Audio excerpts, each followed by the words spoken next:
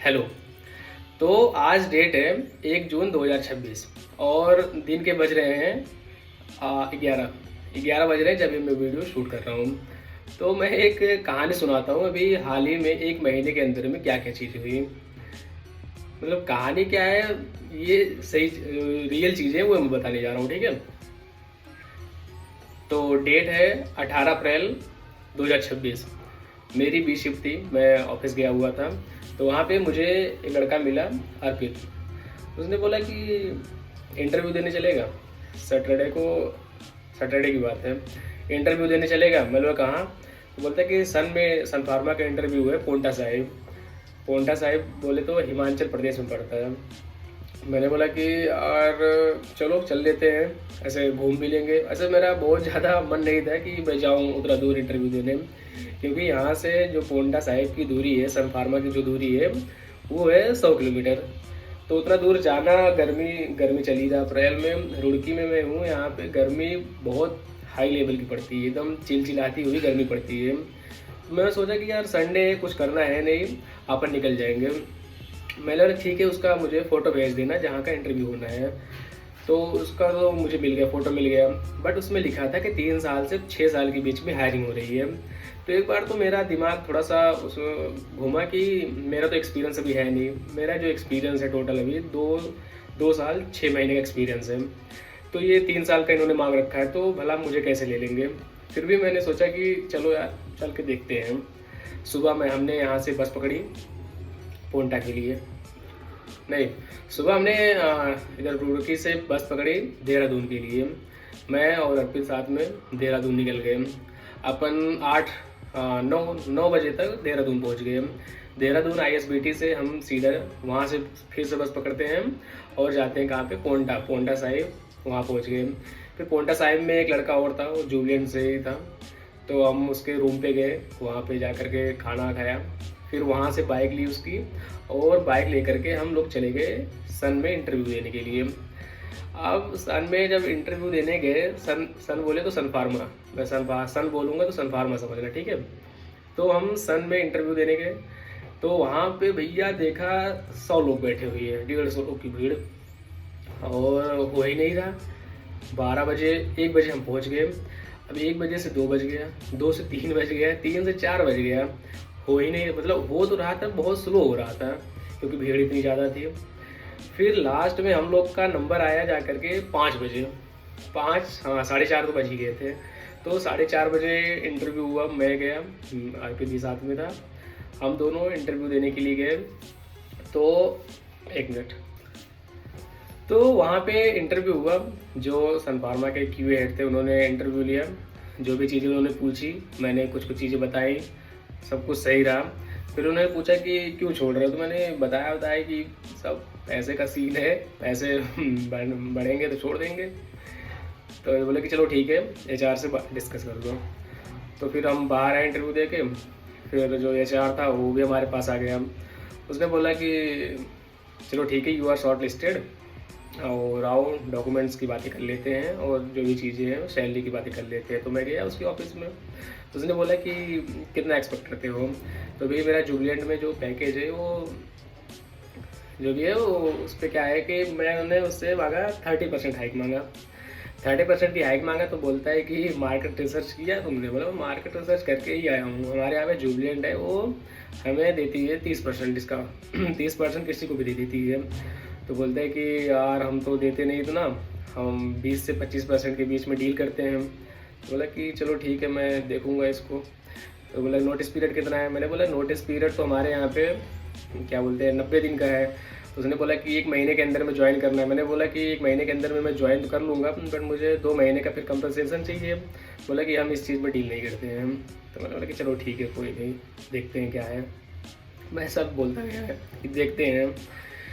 फिर उसने बोला कि चलो ठीक है, ये उसने 2 फॉर्मेट्स दिए, 2 डॉक्यूमेंट्स दिए। बोला कि इसको लेके जाना है, इसमें सारे डॉक्यूमेंट्स अटैच करके मुझे पीडीएफ मेल भेज देना। ये करते करते हमें वहाँ पे हो गए 5:30। उसके बाद बाइक तो थी अपने पास में 1 मिनट। तो मतलब एक हिसाब से जो था प्रोसीजर सिलेक्ट हम लोग हो गए थे वहाँ पे। तो बाइक उठाए, सीधा लड़के के रूम पे गए, उसको हमने बाइक दिया और फिर से बस पकड़ी पोंटा से और आए हम देहरादून। देहरादून आते आते हमें 8 बज गया। अब 8 बज गया देहरादून, तो हमने यहाँ पे भी एक लड़के को सेट कर रखा था, तो बोला खाना बना के रखना, हम आ रहे हैं यहाँ पे खाना खाएंगे। तो यहाँ पे आए, फिर से खाना वाना खाए। अब बज गए ऐसे करते करते 9 बज गए, रात के 9:30 बज गए। अब बाहर आके खड़े हुए तो कोई गाड़ी मिल ही नहीं रही है रुड़की जाने के लिए, तो हम लोग खड़े हुए तो रोड पे खड़े, एक कैब मिल गई। तो कैब पे अपन बैठे, उसने ला करके भगवानपुर छोड़ा, भगवानपुर मतलब बीच रास्ते में छोड़ा। फिर वहाँ से हम लोग ने फिर से बस पकड़ी और आगे रुड़की आ गए। सुबह थी बी शिफ्ट। तो अगले दिन भेज दिया, सारे डॉक्यूमेंट्स भेज दिए, सब डॉक्यूमेंट्स भेज दिए, जो भी थे इन्फॉर्मेशन वहाँ पे हमने सेंड कर दिया। अब कोई कॉल ही नहीं आ रहा, कोई इन्फॉर्म नहीं आ रहा। मैंने अगले दिन HR को कॉल किया, उसमें नंबर दिया हुआ था। मैंने बोला कि क्या सीन है भाई है, तो उसने बोला कि वी विल नोटिफाई यू। अगर ध्यान से सुनना, अगर कोई भी HR आपको ये सामने से बोले कि we will be notify you, तो इसका मतलब ये है कि अभी तुम्हें हायरिंग नहीं की जाएगी, अभी तुम्हारी, अभी तुम वेटिंग लिस्ट में हो, या फिर जितनी सीट थी, जितनी वैकेंसी थी, उसकी हायरिंग की जा चुकी है और तुम अभी वेटिंग लिस्ट में हो, तो कहीं और पे ट्राई कर लो, उसके भरोसे मत बैठे रहो। तो लग गया कि शायद कुछ होना नहीं है, चलो कोई बात नहीं। अच्छा, अब इस पे कुछ लोग दुखी हो जाते हैं, कुछ लोग बोलते हैं कि यार सब कुछ हो गया, मैं सिलेक्ट भी हो गया था, मेरे डॉक्यूमेंट वेरिफिकेशन भी हो गए थे, फिर भी ऑफर लेटर नहीं आया। लेकिन मुझे इस चीज़ का कोई भी ज़रा सा भी गम नहीं था, क्योंकि मुझे ये पहली बार मैं वाकई इंटरव्यू पे गया, तो मुझे बहुत सी चीज़ें वहाँ पे सीखने को मिली, बहुत सा एक्सपोजर मिला। मेरा तो पहले भी मन नहीं था वहाँ जाने का, मैं तो ऐसे घूमने के बेस पे चला गया था। तो ये करते करते 1 महीने बीत गए। अब 1 महीने बाद फिर से एक लड़के की कॉल आती है, बोलती है कि एक लड़का हमारे साथ में, गौरव नाम का था, वो इधर ही जॉब करता था मेरे साथ में ही। उसने मुझसे बोला कि भाई वो मैनकाइंड में है, तो बोला कि मैनकाइंड का इंटरव्यू है मंगलवार को, आ जाओ मैनकाइंड का इंटरव्यू दे दो। तो मेरी नाइट शिफ्ट, अब मंडे से मेरी नाइट शिफ्ट, अब मैं कैसे जाऊँ, एक बार को तो सोचने के लिए हो गया। फिर मैंने HR को भेज दिया, जो भी CV थी उसने नंबर दिया मुझे, बोला कि HR को CV भेज दो अपनी और इंटरव्यू दे देना यहाँ पे आके। मैंने HR को CV भेजा, वहाँ से कॉल लेटर आते हैं, कॉल लेटर मेरे मेल पे आया, बोला कि ट्यूसडे को तुम्हारा इंटरव्यू है, आ जाना यहाँ पे। मैं नाइट शिफ्ट थी, थोड़ा सा तो मन घबरा रहा था कि कौन ही जाए उतना दूर, अभी है इतना दूर कौन जाएगा। तो नाइट शिफ्ट किया मैंने, मंडे की नाइट शिफ्ट की, और अगला दिन ट्यूसडे। मैं कंपनी से रूम पे नहीं आया, मैं यहीं से रेडी होके गया था कि वहीं से सीधा निकल जाऊंगा, क्योंकि वहाँ से मैं उल्टा आता फिर से आता तो लेट हो जाता। तो मैं वहाँ से सीधा निकल गया देहरादून के लिए। मैंने वहाँ से देहरादून के लिए बस पकड़ी, फिर देहरादून से चला गया पोंटा। पूरे रास्ते में सोते हुए गया, क्योंकि भाई नाइट की थी तो नींद पूरी आ रही थी, आँखें लाल हो गई पूरी। वहाँ पे जाके पहुँचा तो 11 बज गए। मुझे लगा कि इंटरव्यू ख़त्म हो जाएगा जल्दी, मैं निकल जाऊँगा, फिर रूम पे आके सो जाऊँगा, क्योंकि बहुत दूर है नहीं, 2 घंटे 3 घंटे का रास्ता है। अगर सब कुछ स्मूथ चले तो काम बहुत जल्दी हो सकता है, लेकिन वहाँ पे हुआ नहीं। वहाँ पे क्या था कि उसी दिन HR, QA, प्रोडक्शन, सब जितने हेड ऑफ डिपार्टमेंट थे उनकी मीटिंग चल रही थी, तो जिसकी वजह से अपना इंटरव्यू ही नहीं हो पाया बहुत टाइम तक।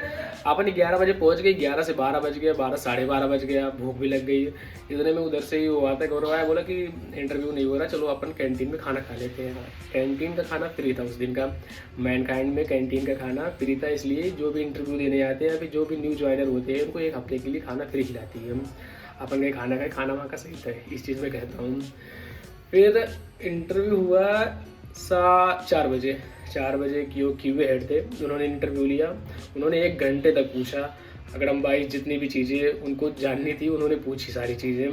बोला कि चलो ठीक है, अपन बाहर बैठो, HR बताएंगे। तो हम वहाँ पे उस दिन 5 लोग इंटरव्यू देने आए थे, 2 लोग सिलेक्ट हुए, 3 लोग घर चले गए। तो HR आता है, बोलता है कि okay Adarsh, you are short listed, चलो HR हेड से बात कर लेते हैं हम। तो जब भी अपन HR हेड के पास गए तो उसने फिर से बोला कि okay Adarsh, what is your salary expectation. Then we are say same dialogue कि 30% हाइक चाहिए अपन को। तो उसने बोला कि 25% देंगे, लेकिन तुम्हारे जो जूलियट में डिडक्शन होते हैं वहाँ पे ज़्यादा होते हैं, यहाँ पे कम डिडक्शन होता है। तो वो चीज़ तुम्हें मार्जिन मिल जाएगा, और 30,000 का तुम्हें जो मेडिकल क्लेम होता है वो हम एडिशनल देंगे। तो इस हिसाब से तुम्हारे हो जाएंगे 33% 35% के नियर अबाउट हो जाएगा। तो मैंने बोला ठीक है, मतलब कि 2 महीने नोटिस पीरियड कितने में आ गया, मैंने बोला कि 90 दिन का नोटिस पीरियड है। तो उन्होंने बोला कि 1 महीने के अंदर में ज्वाइन करो, बाकी हम जो 2 महीने का पेमेंट है तुम्हारा वो हम पे कर देंगे तुमको। मैं बोला ठीक है, ये तो यार सही है। अच्छा, उस दिन ये सारी बातें हो गई, इतने में मेरी आंखें एकदम पूरी लाल हो गई, क्योंकि वहाँ पे तो मैं सोया नहीं था। हाँ, फिर वो बार बार कहता भी था कि तुम नाइट करके आए हो यार, नाइट करके आए हो, तुम्हें जल्दी छोड़ देंगे। तो मैं चलो ठीक है, इंटरव्यू हो गया, सब कुछ हो गया, मैं वहाँ से निकल आया। मैंने देहरादून से फिर से अपने रूम आ गया और बस उस पकड़ के फिर से नाइट किया। अब यहाँ पे नाइट करने मैं आया, मैं पूरी रात सोया। मेरे साथ में जो मेरा टीममेट्स था उसको मैंने बोला कि भाई तू आज देख ले, मेरे बस की बात नहीं है, मैं सोऊंगा आज। उसने बोला कि चलो ठीक है, मैं मैनेज कर लूँगा, अपना आराम कर लो। तो मैं सोता रहा, मैं उठा जाके 3:30 बजे उठा। उसके बाद जो भी थे मैंने काम किए। फिर अगले दिन फिर से एचआर का मेल आया, मैं सारे स्क्रीनशॉट लगा दूंगा, इसको देख लेना, मैं ऐसे नहीं बोल रहा हूँ, ठीक है। अगले दिन फिर से एचआर का मेल आया, उसने बोला कि हम एचआर हेड से फिर से बात करेंगे, फिर से एचआर इंटरव्यू होगा, एचआर राउंड होगा और फिर से बात करेंगे। मुझे लगा कि हो सकता है टेलीफोनिक हो, मतलब कि चलो ठीक है बात कर लेंगे। मैं बाहर घूम रहा, उसका फ़ोन आ गया कि आदर्श ज्वाइन नाउ इमीडिएटली, ऐसा करके मैसेज आया। मैं बोला कि यार ये वीडियो कॉलिंग कर रहे हैं क्या? बोले कि हाँ वीडियो कॉलिंग कर रहे हैं। वो कहता मैं तो बाहर हूँ। कहता वो बोलते कि मैंने तुम्हें बताया था कि हम कॉल करेंगे। बोला कि बताया था, लेकिन ये तो नहीं बताया था कि वीडियो कॉलिंग करोगे, मुझे लगा कि ऑडियो कॉलिंग करोगे। तो बोला कि चलो ठीक है, जल्दी से ज्वाइन हो जाओ। मैंने कहा ठीक है, मुझे 5 मिनट का टाइम दो, मैं रूम पे चल के ज्वाइन करता हूँ। मैं रूम पे आया, मैंने लॉगिन किया, ज्वाइन किया। अब एचआर हेड से जब इंटरव्यू हुआ तो उसने बोला कि हम 20% देंगे। मैंने मना कर दिया, मैंने बोला नहीं आ रहा मैम, 20% पर उतना दूर कौन आएगा, इतने में तो मेरा इंक्रीमेंट यहाँ पे आ रहा, मैं क्यों आऊँगा इतने कम पे, इसमें तो मेरा लॉस है। तो बोला कि ठीक है, सोच समझ लेना और बात कर लो अपने फ्रेंड्स से, जो भी हमारे कलीग हैं उनसे पूछ लेना। तो बोला कि ठीक है, मैं बताता हूँ कि आना है कि नहीं आना है 20 पे। तो फिर से मैंने शाम को कॉल किया उसको, बोला कि मेरा लास्ट है 25, अगर इसके नीचे देते हो तो फिर मैं नहीं आऊँगा, इतने में मेरा लॉस है। उसने बोला कि ठीक है ओके। अरे साला, उसने ओके बोल दिया।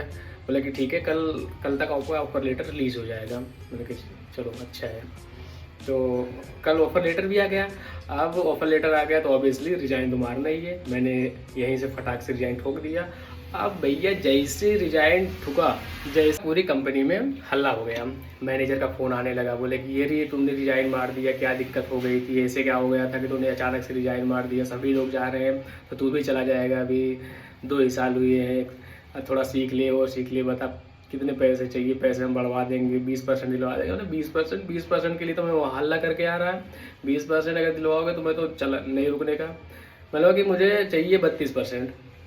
मैं जैसे ही ऑफिस में पहुंचा, मैनेजर मुझे गेट से पकड़ लिया, बोला कि अंदर मत जाओ, चलो मेरे साथ चलो। मैंने कहा हाँ। बोले कि चलो एचआर में बात करते हैं, हम तुम्हारा हम पूरा पैकेज दिलवा देंगे। एचआर में हम गए, है ना, जो एचआर है उसने बोला कि अभी भागो मत, हम तुम्हें 20 दे देंगे। मतलब उसने जैसे ही सामने कैलकुलेट करके 20% लिखा, मैंने उसके सामने ऐसे 25 लिख दिया। मैंने कि अगर इससे नीचे तुम दोगे तो अपन रुकेंगे नहीं, अपन जा रहे हैं, क्योंकि इसमें मेरा इतना ज़्यादा लॉस है। कहता है कि अरे यार अभी से ही ये सब चीज़ें देखोगे, लॉस फेल तो कैसे आगे चलेगा है। उसे ज्ञान दे रहा था एचआर वाला, क्योंकि एचआर का तो काम ही आखिरकार यही है कि कितना जल्दी लोगों को फंसा ले अपने जाल में। मतलब कि हाँ जो भी है, मैं इसमें रुकने वाला नहीं। फिर उसने भी बोला कि चलो ठीक है, बात करके बताना। मतलब बात नहीं करनी है, अगर इतना दे रहे हो तो बताओ, नहीं तो राम राम। फिर घर पे भी मैंने ऐसा बोला कि ऐसा है। सब लोग बोला कि मत जाओ भी, मतलब कि हाँ नहीं जा रहा मैं। फिर मैंने ऑफिस में, लेकिन एक बार को लग गया कि ये 25% देने पे मान जाएंगे, इसलिए मैं भी हिला नहीं वहाँ से।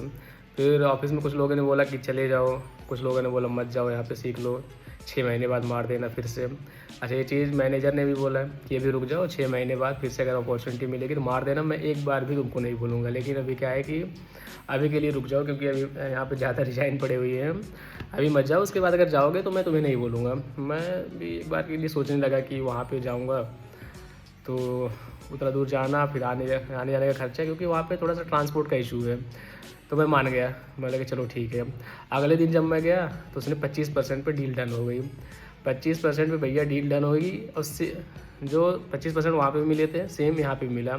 तो मुझे ज़्यादा इतनी दिक्कत हुई नहीं। कुछ लोगों ने ये चीज़ समझाया कि वहाँ पे जाओगे तो नया एक्सपोजर मिलेगा, नई चीज़ें सीखने को मिलेगी। मैं बोला कि चलो यार कोई नहीं, 6 महीने करके देख लेते हैं।